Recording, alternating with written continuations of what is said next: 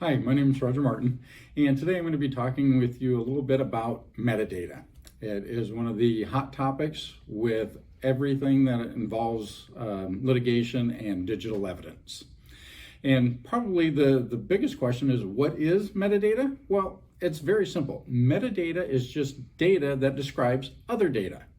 Nothing more than that. It helps you understand information or get information about a file that may be relevant to your case.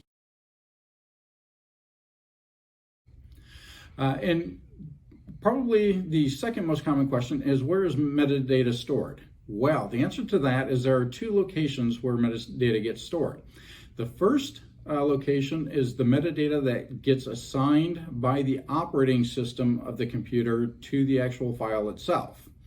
And that again includes the modified access created dates, the size, location, and file name of the file.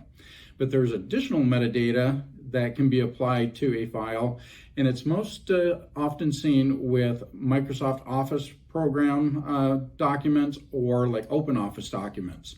They will actually contain metadata within the document itself, such as the number of pages, how many words are on the page, who the author of the document was, who last modified the document, the actual created date, last modified date, and one that's very important is the date last printed.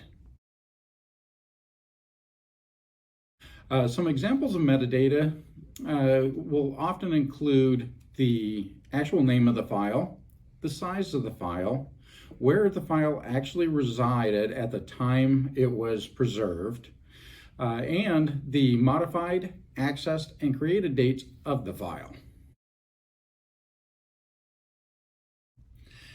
Great question. By using a forensic expert versus an IT person, you're going to guarantee that the forensic expert has the knowledge, expertise, and tools to collect the data in a forensically sound manner, or a manner that has been recognized and approved by the courts for presentation in legal proceedings.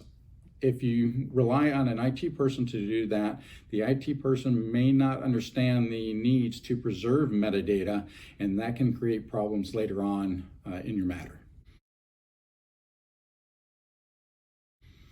Oh, that's another great question. Metadata can aid an investigation because it helps do a couple of things right up front. First, it can help you develop a timeline based on the modified, accessed, and created dates and times of when certain actions took place on the data.